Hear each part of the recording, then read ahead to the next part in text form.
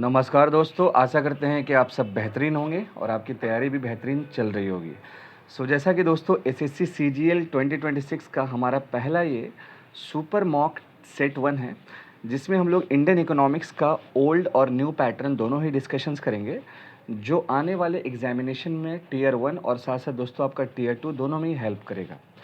Basically दोस्तों हमारा जो आज का सेशन है सुपर मॉक सेट 1 में बेसिक्स ऑफ इंडियन इकोनॉमी, थोड़ा बहुत सेक्टर्स ऑफ इंडियन इकोनॉमी और उसके साथ साथ दोस्तों थोड़ा सा करंट अफेयर का टच रहेगा इकोनॉमिक्स को लेकर के, और साथ साथ एडिशनल इन्फॉर्मेशंस हमारे साथ रहेगा। तो हमारा जीएस पाठशाला के प्लेटफॉर्म पे आप जुड़े हुए रहें ऑफिसर सीरीज़ के साथ, जिसमें आपको सुपर मॉक सेट्स जो है अलग अलग टाइम पे आपको हमारे चैनल्स के माध्यम से मिल जाएगा, जिसमें अपकमिंग एग्जामिनेशन में काफ़ी हेल्प होगा। तो चलिए दोस्तों आज के सेशन का शुरुआत करते हैं। जैसा कि हमारे स्क्रीन पे आपको दिख रहा होगा first question, what type of economic system does India have, यानी कि भारत में किस टाइप का इकोनॉमिक सिस्टम फॉलो अप किया जाता है।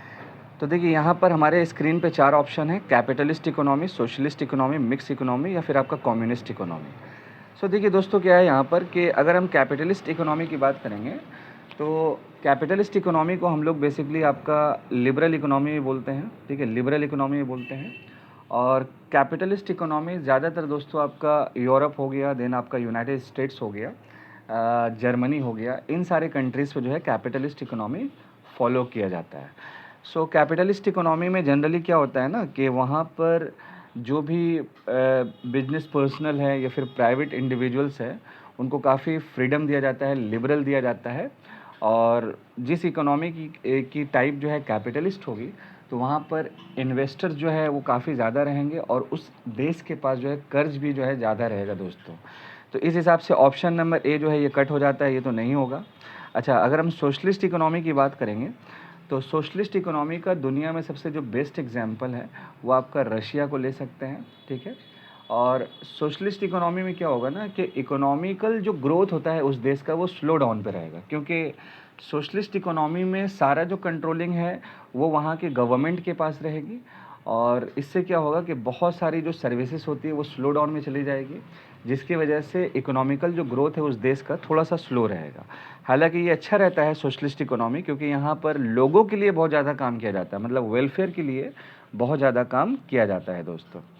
उसके साथ साथ दोस्तों अगर हम बात करेंगे कम्युनिस्ट इकोनॉमी का, ऑप्शन नंबर जो डी हमारा दिख रहा है, तो कम्युनिस्ट इकोनॉमी अगर हम बात करें तो वो चाइना का जो है फॉलो किया जाता है, कि मतलब ये हो गया कि one party one leadership and one policy type का।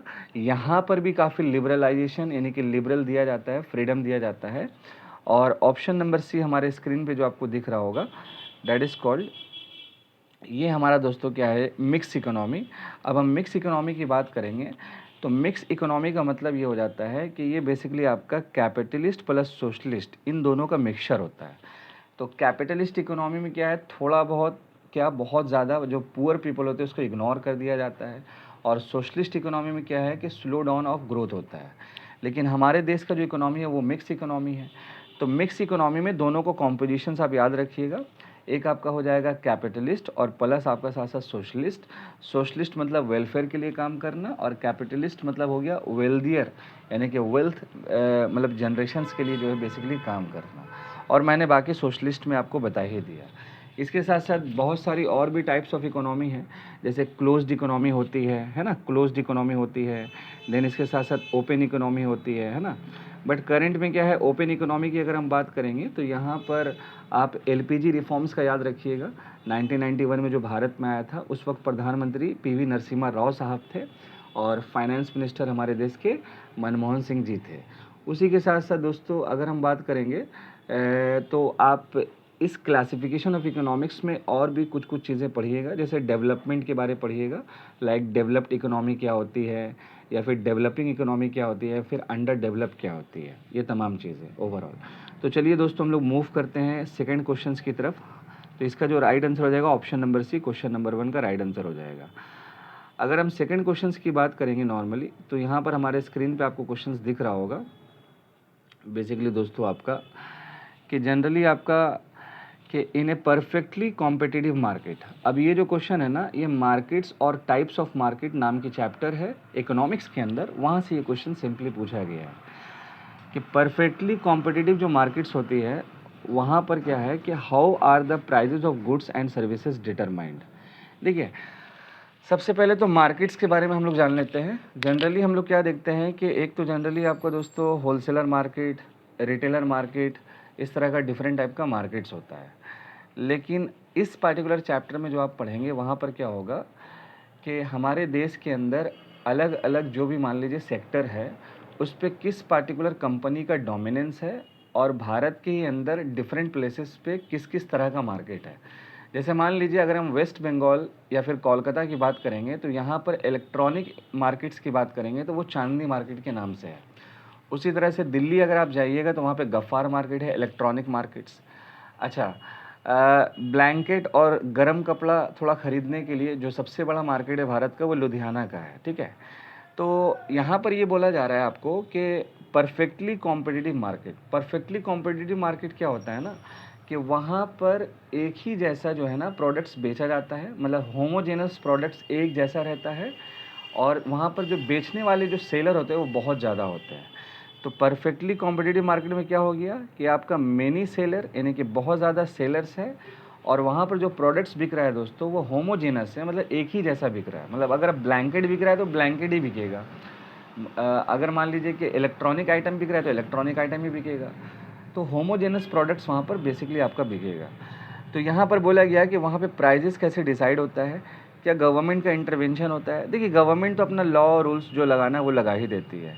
मोनोपोलिस का कॉन्सेप्ट अलग होता है। मोनोपोलिस का मतलब ये होता है कि किसी एक पार्टिकुलर सेक्टर का या फिर कंपनीज़ का हमारे देश के अंदर डोमिनेंस। जैसे कि मान लीजिए इंडियन रेलवे का भारत में क्या है, मोनोपोली है बेसिकली आपका। अच्छा, अगर आप डुओपोली की बात कीजिएगा जहाँ पर दो इम्पॉर्टेंट कंपनी जो है भारत में डोमिनेंस करती है तो आप टेलीकॉम सेक्टर में आ जाइए, जैसे कि आपका जियो या फिर आपका एयरटेल हो गया। तो इसका राइट आंसर हो जाएगा आपका दोस्तों interaction of market forces, demand और सप्लाई। इसके अकॉर्डिंग क्या होता है बेसिकली जो भी प्राइजेज़ है वो सेटअप किया जाता है, ठीक है। और लास्ट में आपका कंज्यूमर यूनियन, जो यूनियन ग्रुप्स बेसिकली जो आपकी रहती है। तो इसका करेक्ट आंसर जो हो जाएगा आपका ऑप्शन नंबर सी हो जाएगा। इस पार्टिकुलर क्वेश्चंस को भी अच्छे से रिमेंबर रखिएगा बिकॉज 2025 के पेपर्स में यहाँ से क्वेश्चंस देखा गया है। लाइक मोनोपोली हो गया, ओलिगोपोली हो गया। ओलिगोपोली में भी आपका बेस्ट एग्जांपल टेलीकॉम सेक्टर होता है। और एक लास्ट वन आपका दोस्तों मोनोप्सोनी हो गया। मोनोप्सोनी में क्या होता है कि एक मार्केट ऐसा होता है जहाँ पर एक ही बायर होता है और बहुत सारा सेलर होता है। तो इसका भी जो बेस्ट एग्जांपल है आप रेलवेज़ को ले लीजिए, क्योंकि रेलवेज़ क्या है बहुत सारी चीज़ों को ख़रीदता है एज ए टेंडर के तौर पर, वो टेंडर भी इशू करता है। बहुत सारी छोटी छोटी कंपनी रेलवेज़ को सर्विसेज भी प्रोवाइड करती है। लेकिन जो रेलवेज़ है वो ओनली वन है, बट जो सेलर है वो बहुत ज़्यादा है। तो डैट इज़ कॉल्ड मोनोप्सोनी। तो monopoly, duopoly, oligopoly, perfect competitive markets, ये देन इसके साथ साथ दोस्तों मोनोप्सोनी, ये तमाम जो चीज़ें हैं ये आपका मार्केट्स के चैप्टर्स के रिगार्डिंग रहता है। तो इसको भी आप रिमेंबर रखेंगे। आई होप सो आपको ये क्लियर हो गया होगा। चलिए आगे बढ़ते हैं। नेक्स्ट क्वेश्चन हमारा जो है दोस्तों आपका क्वेश्चन नंबर 3 है। ये जो क्वेश्चन नंबर 3 हमारा है ये बेसिकली आपका ये सेक्टर्स ऑफ इंडियन इकोनॉमी को लेकर के है और ये लेवल जो है आपका ये बेसिकली लेवल जो दोस्तों आपका क्वेश्चन है, लेवल आपका लेवल इसको 3 मान के चलिए, लेवल 3 का क्वेश्चन है। कंसीडर द फॉलोइंग पेयर्स, मतलब इसमें पेयरिंग वाइज क्वेश्चन है।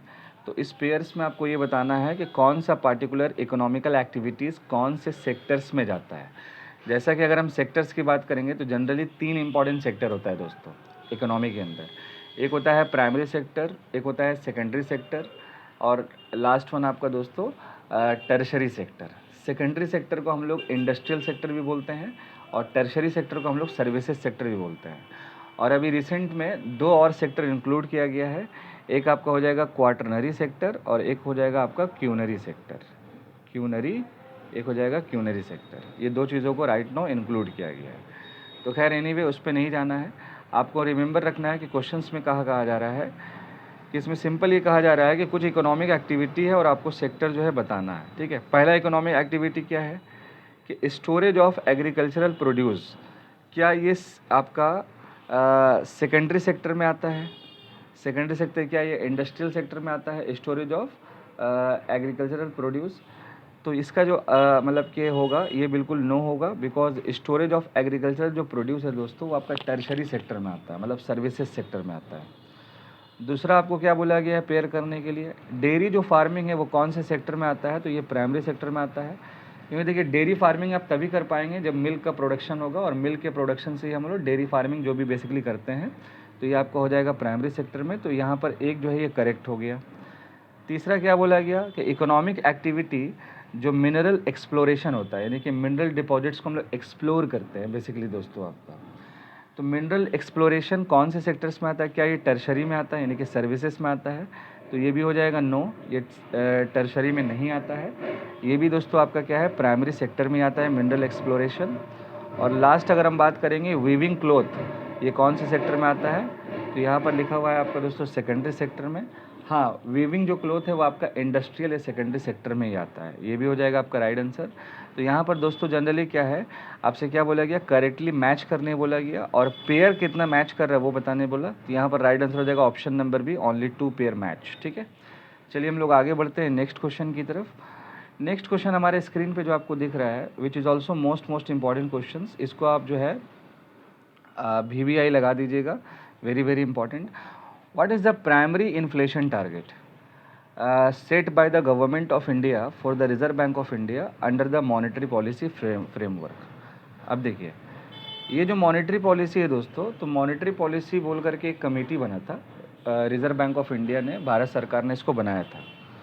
और जनरली ये कमेटी बनने के बाद पहली मर्तबा जब ये इम्प्लीमेंट हुआ तो ये 2016 में हुआ। तो 2016 में रिजर्व बैंक ऑफ इंडिया के जो गवर्नर थे वो उर्जित पटेल थे।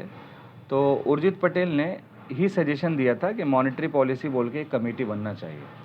तो जनरली इस कमेटी में क्या है 6 मेंबर होती है, जिसमें से 3 मेंबर RBI के इनसाइडर कोई ऑफिसर होते हैं, जैसे गवर्नर हो गया, डेप्यूटी गवर्नर हो गया, ये मिला करके 3 लोग रहते हैं। और जो 3 लोग रहते हैं वो भारत सरकार से नॉमिनेटेड रहते हैं। तो टोटल 6 लोगों का एक ग्रुप बनता है, that is called monetary policy committee, और ये बना था 2016 में। अब इसी कमेटी का जब मीटिंग होता है, हालांकि ये हर साल में एवरी 2 मंथ्स में मीटिंग होता है बॉम्बे के अंदर, तो इसका मतलब ये हो गया कि 6 टाइम आपका मीटिंग होता है। तो इसी मीटिंग में एक डिसीजंस होता है कि भारत में जो करंट इन्फ्लेशन है उसको कैसे कंट्रोल किया जाए, एम्प्लॉयमेंट जनरेट्स कैसे होगा, इकोनॉमिकल ग्रोथ के ऊपर काम। अच्छा, RBI जो बैंकों को लोन देती है उसका रेट ऑफ इंटरेस्ट का डिसीजन लेना, लाइक वो रेपो रेट आप तो सुने ही होंगे बेसिकली। तो ये तमाम काम जो है दोस्तों आपका मॉनेटरी पॉलिसी कमेटी की मीटिंग्स में जो है फ्रेमवर्क में होती है। तो इसी बीच में भारत के अंदर एक नया चीज़ सिस्टम शुरू हुआ, एक नया इंट्रोडक्शंस हुआ, वो क्या है कि प्राइमरी इन्फ्लेशन जो टारगेट है वो RBI के अकॉर्डिंग क्या है। देखिए RBI ने क्या किया था कि 2016 में वंस अगेन एक सिस्टम को अडॉप्ट किया था जिसका नाम था FIT। ठीक है, आप इसका नोट्स बना लीजिएगा, ये बहुत इंपॉर्टेंट है, यहाँ से भी क्वेश्चंस आपका रहने का संभावना है। तो FIT का जो फुल फॉर्म होता है वो होता है फ्लेक्सिबल इन्फ्लेशन टारगेट। तो फ्लेक्सिबल इन्फ्लेशन टारगेट RBI ने अडॉप्ट किया था 2016 में। ठीक है, और बेसिकली FIT जो होती है इसको हर 5 सालों में रिव्यू किया जाता है। जैसे करंट में क्या है कि 2026 से ये 2031 तक चलेगा, यानी कि मार्च 2031 तक चलेगा। तो 2016 में जब इसको नया अडॉप्ट किया गया तो फिर भारत सरकार और RBI ने अपने कुछ कानून में बदलाव किया था। तो जैसे कि RBI क्या है कि एक पर्टिकुलर ऑटोनोमस बॉडी है, तो वो RBI एक्ट 1934 के अकॉर्डिंग चलती है।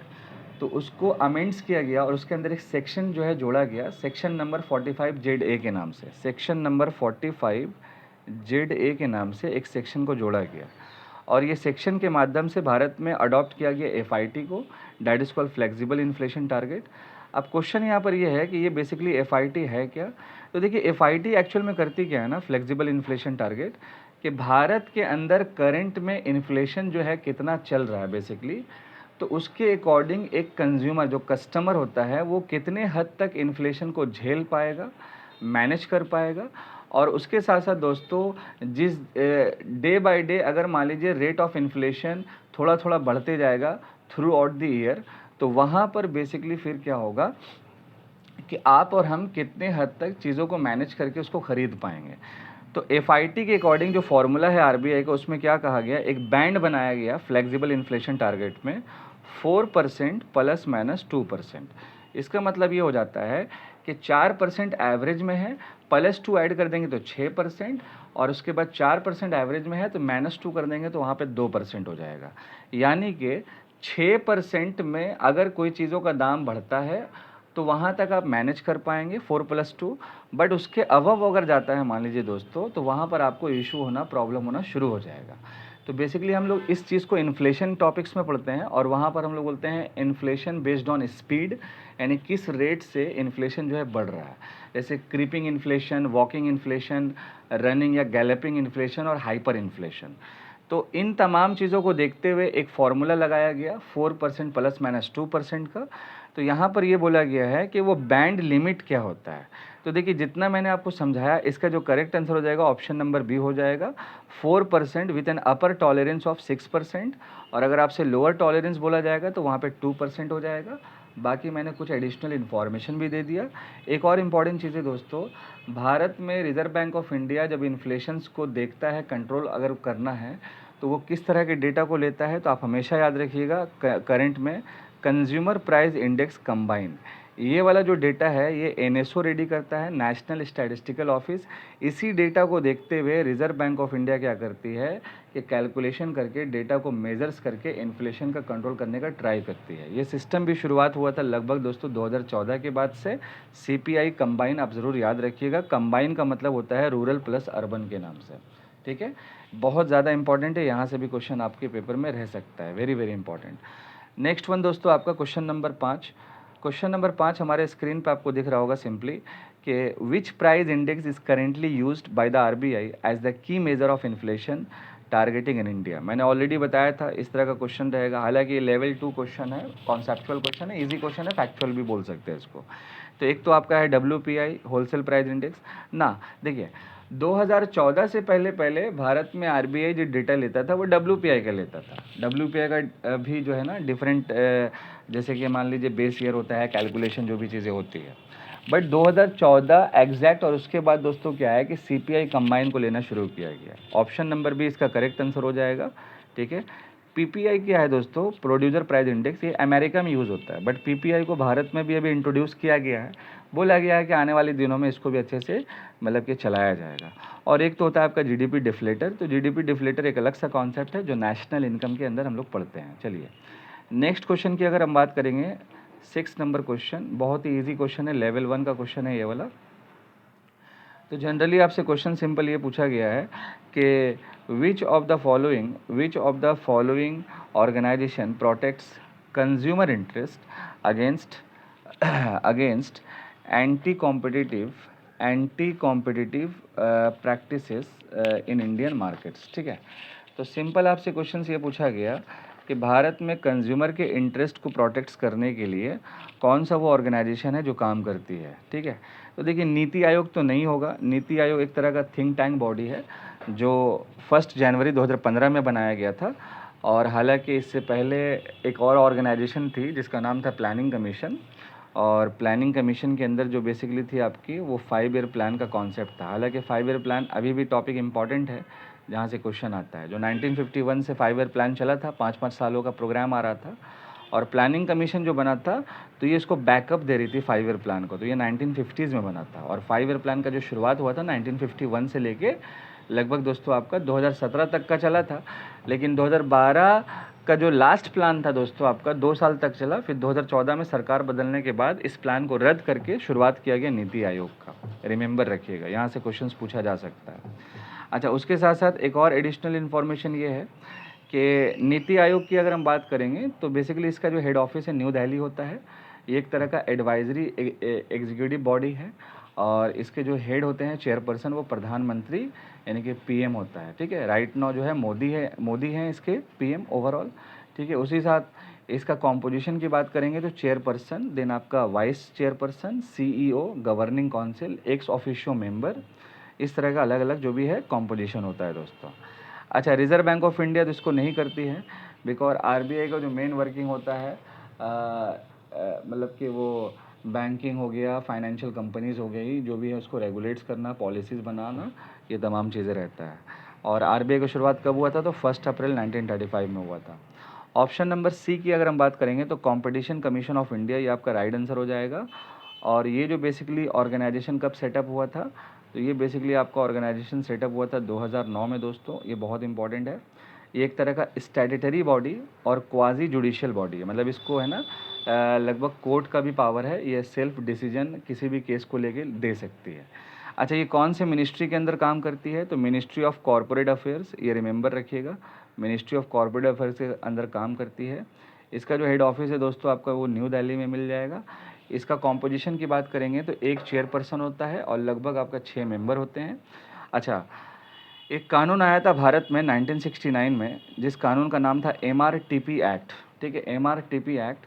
उसको रिप्लेस करके फिर एक कानून बना कॉम्पिटिशन एक्ट 2002 के नाम से, कॉम्पिटिशन एक्ट 2002 के नाम से। तो CCI को जो बैकअप पावर मिलता है वो कॉम्पिटिशन एक्ट 2002 से मिलता है, तो ये भी रिमेंबर रखिएगा। तो मैंने कंप्लीट इन्फॉर्मेशन आपको दे दिया। और सेबी के बारे में आप जानते हैं कि शेयर मार्केट का रेगुलेटर है, 1992 में ये बना था, इसका कानून भी उसी वक्त आया था। चलिए दोस्तों, हम लोग आगे बढ़ते हैं नेक्स्ट क्वेश्चन की तरफ, क्वेश्चन नंबर 7। क्वेश्चन नंबर 7 हमारे स्क्रीन पे जो है कि what type of market structure exist when there is only one buyer for a product और सर्विसेज। मैंने क्या बताया था आपको सिंपली कि एक बायर होगा और मतलब किसी भी पार्टिकुलर सर्विसेज को लेकर के। तो मैंने ऑलरेडी आपको ये समझाया भी था कि यहाँ पर आपका जो राइट आंसर हो जाएगा वो ऑप्शन नंबर बी हो जाएगा, मोनोप्सोनी। तो मोनोप्सोनी में क्या होता है दोस्तों? तो मोनोप्सोनी में सिंपल ये होता है कि यहाँ पर बेसिकली आपका एक ही बायर होगा और मेनी जो है आपका सेलर होगा, ठीक है। एक बायर होगा, मेनी सेलर होगा। बेस्ट एग्जांपल आप दे सकते हैं रेलवे का। मोनोपोली की बात करेंगे तो आप उसको ये भी ले सकते हैं, रेलवेज ही ले सकते हैं मोनोपोली में, ठीक है। और अगर डुओपोली की बात आ जाएगी तो वहाँ पे जियो का नाम यानी कि टेलीकॉम सेक्टर में, और एयरटेल आप ले सकते हैं। ओलिगोपोली में वंस अगेन आप ले लीजिए टेलीकॉम सेक्टर। और परफेक्ट कॉम्पिटिशन्स तो मैंने ऑलरेडी समझा ही दिया था फर्स्ट क्वेश्चन के साथ, ठीक है। नेक्स्ट क्वेश्चन की तरफ हम लोग बढ़ते हैं दोस्तों। Question number 8 which is also a level 1 question कि who determine the prices and productions level in a perfectly competitive market. इसका सिंपल आंसर हो जाएगा आपका क्वेश्चन नंबर 8 का मार्केट का force of demand and supply. जिस हिसाब से डिमांड होगा किसी भी प्रोडक्ट्स का, उसी हिसाब से उसका प्राइस सेट किया जाता है। अगर मान लीजिए उसका सप्लाई थोड़ा सा कम है तो प्राइस बढ़ा करके इन्फ्लेशन यहाँ से क्रिएट हो जाता है, ठीक है। तो ये चीज़ें रिमेंबर रखिएगा, बार बार क्वेश्चन से रिपीट हो रहा है, हालांकि ये आपका लेवल 2 का क्वेश्चन है दोस्तों। चलिए हम लोग आगे बढ़ते हैं। नेक्स्ट वन, क्वेश्चन नंबर 9, ये आ जाएगा लेवल 3 का क्वेश्चन। काफ़ी बेहतरीन लेवल का क्वेश्चन है दोस्तों, लेवल 3 का क्वेश्चन, ठीक है। देखिए इसमें ये है कि consider the following statements regarding the CPI and WPI index, ठीक है। जैसा कि दोस्तों आप लोग जानते हैं कंज्यूमर प्राइस इंडेक्स और होलसेलर प्राइस इंडेक्स को। तो सबसे पहले इसके बारे में थोड़ा सा एक्सप्लेनेशन दे देते हैं आपको, ठीक है। तो जैसा कि मेरा जो क्वेश्चन शो कर रहा था वो कंज्यूमर प्राइस को लेकर के और होलसेलर प्राइस को लेकर के। तो देखिए दोस्तों क्या है ना कि CPI की अगर हम बात करेंगे तो कंज्यूमर प्राइस इंडेक्स में कुछ इंपॉर्टेंट बास्केट्स होता है जहाँ पर उसका कैलकुलेशन किया जाता है और कुछ इंपॉर्टेंट टाइप्स भी होता है, ठीक है। तो जैसा कि आप देख रहे हैं यहाँ पर राइट नाउ कि अगर हम बात करेंगे टाइप्स ऑफ CPI का, तो CPI का होता है CPI कंबाइंड जो मैंने पहले बताया था आपको। उसके बाद CPI फॉर इंडस्ट्रियल वर्कर हो जाएगा IW, then CPI for agricultural या फिर रूरल लेबरर्स के बारे में हो जाएगा। CPI बास्केट्स का मतलब ये होता है कि कंज्यूमर प्राइस इंडेक्स वो इंडेक्स होता है जिसमें हम और आप जो भी चीज़ें यूज़ करते हैं डेली नीड्स में, उन सारी चीज़ों का कैलकुलेशन होता है कि कौन से पार्टिकुलर आइटम में करंट में कितना दाम है और इससे पहले कितना दाम था। उसी बास्केट्स को लेकर हम लोग चलते हैं और एज ए कंज्यूमर हम लोग जो जो चीज़ें यूज करते हैं उसका एक वेटेज निकाला जाता है। जैसे आपको स्क्रीन पे दिख रहा होगा कि इसमें क्या क्या वेटेज है। तो पहला वेटेज में है CPI के अंदर फूड एंड बेवरेजेस जिसका 46% है। उसके साथ जैसे ये मिसलेनियस में आपका हेल्थ है, एडुकेशन है, ट्रांसपोर्टेशन इसका 28% है। हाउसिंग की बात करेंगे तो 10%, फ्यूल एंड लाइट की बात करेंगे तो 7%, क्लोथिंग एंड फुटवेयर की बात करेंगे तो 6% है दोस्तों। तो CPI जो इंडेक्स है उसका पहले जो बेस ईयर था आपका दोस्तों 2012 था। बेस ईयर क्या होता है कि बेस ईयर एक तरह का रेफरेंस ईयर होता है जिसमें हम ये चेक करते हैं कि आज से 5 साल 10 साल पहले उस प्रोडक्ट्स का दाम क्या था और अभी करंट ईयर में इस प्रोडक्ट्स का दाम क्या है बेसिकली। बट अभी करंट में बेस ईयर बदल के क्या कर दिया गया है, 2024 कर दिया गया है। तो ये सारी पॉइंट्स को रिमेंबर रखिएगा। बाकी मैंने यहाँ पर भी आपको समझा दिया, क्वेश्चन यहाँ से पूछा ही जाएगा बेसिकली आपका। ये बहुत इंपॉर्टेंट पॉइंट है, इन टॉपिक्स भी है। CPI जो कंबाइंड होती है जिसका टाइप्स है, इसको आपको NSO रिलीज करती है। इसका बेस ईयर देखिए 2024 है, रिमेंबर रखना है। उसके साथ साथ दोस्तों CPI IW की बात करेंगे तो लेबर ब्यूरो है, ministry of labour and employment इसको रिलीज़ करती है। 2016 इसका बेस ईयर है। CPI फॉर एग्रीकल्चरल लेबरर्स की बात करेंगे तो लेबर ब्यूरो है और इसका भी जो बेस ईयर है 2019 है। CPI फॉर रूरल लेबरर्स की बात करेंगे तो लेबर ब्यूरो 2019 इसका भी होता है दोस्तों। उसी के साथ साथ अगर हम WPI की भी बात करेंगे तो WPI में क्या होता है ना कि ओनली हम लोग गुड्स को लेकर के चलते हैं और उसी का कैलकुलेशन होता है। बट CPI में क्या होता है कि गुड्स और सर्विसेज दोनों इंक्लूड होता है। देखिए इसमें यहाँ पर एक्सक्लूड है, यहाँ पर देखिए इंक्लूडेड है। इसमें रिटेल कंज्यूमर है, इसमें होलसेलर है दोस्तों, ठीक है। तो WPI की अगर हम बेस ईयर की बात करेंगे तो करंट में इसका जो बेस ईयर चेंजेस हुआ है 2022 और 23, और CPI जो कंबाइंड है जिसका डेटा RBI लेके इन्फ्लेशन कंट्रोलिंग करता है उसका जो बेस ईयर है 2024 है। ये रिमेंबर रखना है, ठीक है। बाकी ये तमाम चीज़ें इन्फॉर्मेशन जो भी मैंने छोटा सा आपको दिया, जब मेरा इंडियन इकोनॉमी का क्लासेस शुरू होगा हमारे चैनल्स पे तो मैं बिल्कुल माइंड मैप माध्यम से इंडियन इकोनॉमी का जो सेशन है कंप्लीट करवा दूंगा A to Z with question answer के साथ, ताकि इकोनॉमिक्स में काफ़ी हेल्प होगा आपके SSC के पेपर में, रेल और बैंकिंग के पेपर में और भी अदर एग्जामिनेशन में दोस्तों। बिल्कुल आसान भाषा में आराम से तमाम चीज़ों को समझा दिया जाएगा आपको। ओके, चलिए बढ़ते हैं आगे। तो यहाँ पर दोस्तों क्वेश्चंस में आपसे सिंपल क्या कहा गया, क्वेश्चन में आपसे सिंपल ये कहा गया है कि WPI जो कैप्चर करता है वो क्या करता है, बोथ गुड्स एंड सर्विसेज। तो अभी मैंने आपको बताया था कि WPI ओनली गुड्स करता है, नॉट सर्विसेज करता है। और whereas CPI only capture the retail price of goods, नहीं only retail price of goods नहीं करता, ये सर्विसेज भी करता है। तो इसी हिसाब से एक नंबर जो स्टेटमेंट है वो रॉन्ग हो गया। अभी मैंने आपको जस्ट आपको बताया था। तो अगर इस तरह का क्वेश्चन रहेगा तो आपसे क्या पूछा, करेक्ट पूछा है दोस्तों। तो देखिए यहाँ पर एक अगर आप एलिमिनेट कर देते हैं तो यहाँ पर क्या होगा कि देखिए ऑप्शन नंबर A 1 नंबर ये एलिमिनेट हो जाएगा, ऑप्शन नंबर C ये भी एलिमिनेट हो जाएगा, ऑप्शन नंबर D एलिमिनेट हो जाएगा। इस तरह से राइट आंसर आपका हो जाएगा 2 और 3, यानी कि ऑप्शन नंबर B। तो फिर आपको है ना 2 और 3 नंबर स्टेटमेंट पढ़ने का दरकार भी नहीं पड़ेगा, क्योंकि एक ही ऑप्शन बचा वो आपका राइट हो जाएगा। क्वेश्चन क्या पूछा गया, the RBI utilises CPI combine, मैंने ऑलरेडी बताया था।